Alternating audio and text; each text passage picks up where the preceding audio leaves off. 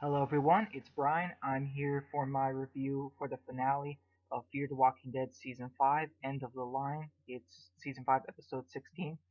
I was shocked by this episode. I honestly don't know how to feel and really react to this episode, but if I had to say right now, I would give it a good score. I think it was a good episode, and I'll explain why. So the episode starts off with Dwight running because he hears Sherry on the walkie-talkie, but he can't see her, and he gets angry and he throws his walkie-talkie away, and he eventually finds their old convoy. Dwight quickly hides when he hears horses coming, but no one's on them. He takes the horses, and then we get the intro, and then we also get Morgan and Jenny talking on the walkie-talkies, but Virginia won't agree to Morgan's terms, and apparently Ginny has 817 people in her settlers group, while Morgan only has 40 people in the fear group. Morgan uh, believes that he doesn't really have a choice, so he agrees to Jenny's terms. And Morgan talks to Grace about the last time they talked, when she kind of shut him down, and Grace uh, believes that Jenny will leave her behind because she's sick, but Morgan reconvinces her that he won't let that happen. People are upset, they're moping around, they don't know what to do. Dwight eventually comes back with the horses, and Dwight tells them that the group that they can actually clear this place without Jenny's help. There are walkers on the fence, and Alicia takes her weapon back from Strand. But whatever happened to her stick that Morgan gave her? I don't know. If someone knows, maybe they can answer that for me. So the group argues about how they'll get supplies, how they'll take out the walkers, and what they're going to do when Jenny comes. So the group uses Dwight's horses and they lead the walkers away from the town. Their plan is just to scare Jenny and her group with the herd, not kill them. Grace and Morgan ride on a horse together, and the survivors get into the church, and Al says the horses belong to the herd. Victor and Daniel keep an eye out for Virginia. They unfortunately see Luciana, so the group they try to call off the plan. Dwight gets surrounded by walkers and ditches his horse, and the horse gets devoured. Dwight tries to run off on his own and try to sacrifice himself for the group, but when are people going to learn in The Walking Dead that a group won't let one of its members sacrifice themselves? I don't know. It's kind of a cliche. It doesn't really always work out. So Morgan goes after Dwight and saves him while the group uses the horses, and they get past the river, and they lead the walkers into the river, and the walkers get swept away by the current. Afiya says that Virginia killed the previous group living in the town for not joining her, but the walkers are too decayed to have been killed recently, uh, and the horses were still alive, so it had to have been recent. So I think that's a little inconsistent. The horses are still, alive, recently, then the walkers should look fresh, not decayed. So yeah, Morgan tells the group that it'll be worth it because Janie can't take away who they are, or that they help people. Wes and Alicia paint some more, and I think they're really really showing us that those two are eventually going to get in a relationship. I still don't really ship it. Um, we then get the wedding ceremony between John and June.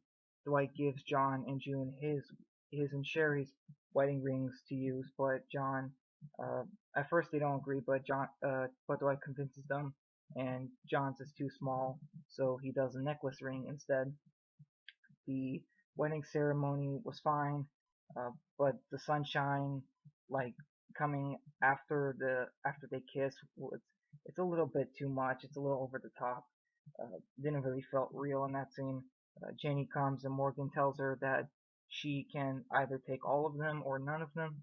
Uh, so Virginia agrees. The kids get taken, and Jenny tells Al that she will want to talk about the helicopter that she mentioned a couple episodes ago. And Sarah and Wendell also get separated, but I don't understand why they're being separated. How many communities does Jenny have? Isn't it a waste of, cars to not fit as many of Morgan's people? And van as possible. I don't know, that was weird. So Morgan says goodbye. No, sorry, not Morgan. Daniel says goodbye to Charlie and Skidmark, but why is Skidmark being put in the truck by himself? I don't know. That doesn't really make much sense. Sadly, John and June also get separated too, and but I was like, why is June being separated? She's a nurse and John's a fantastic fighter. I really want to see where they're taking them because they can't be putting June with a community with just medical people, right? You're gonna need some fighters there. I don't know. That was just a little weird. Um, I also noticed some empty seats in some of the cars, like the one June was in, and I think it's just a waste. I did have a problem with that. Morgan and Grace talk one last time. Morgan finally tells Grace how he feels about her. Jenny brings a doctor, so Grace leaves, but tells Morgan that she felt the same way about him. So Morgan and Virginia are by themselves, and I thought for a second Grace's car was going to stop, and then we would hear a gunshot, and then we would assume that Grace was just killed, but it didn't happen. And out of nowhere, Jenny pulls out a gun on Morgan and shoots him. He's able to hit her with his stick and knock her down, and then Jenny picks up a different gun to kill Morgan, but it's fake. I'm guessing like it's a souvenir or something. And then on the walkie-talkie, one of her men tells Virginia that Grace is actually pregnant, and obviously we know that Morgan is not the father. So Jenny leaves Morgan for the walkers, but why does she hate Morgan? It literally came out of nowhere. I don't understand why she does it. Just I don't know. Was it just to establish her as a villain? Because I don't see. Are they trying to have Morgan sacrifice himself? I don't know. Morgan gets on the walkie-talkie one last time to give anyone who might be listening hope, and inspire the fear group and everyone to keep living for each other. The walkers approach Morgan, and the episode ends. I honestly think Morgan is probably dead, or we're never going to see him again. I don't see how he can still be alive. Are we really going to get like another Glenn or Rick fake out? And speaking of Rick, Morgan and Rick now will unfortunately probably never meet up again. They're never going to have that reunion that a lot of fans wanted. This is probably it's probably like a ratings trap or something, similar to the season 6 finale. And if Morgan dies, why couldn't he die back in season 8 instead of Carl? I don't know. I just don't know if this death works. I'm glad that Alicia did not die. John also didn't die. But what was the point of the kids in the first half? And like, what was the point of CRM? They literally don't reappear this season, so they're filler. I mean, I did like this episode, even though I'm not paid by AMC or anything to say good things about Fear. I do find the positives and I talk about them. But Fear the Walking Dead season 5 is finally over. 7 days until The Walking Dead season 10. Goodbye Fear and hello Better Show.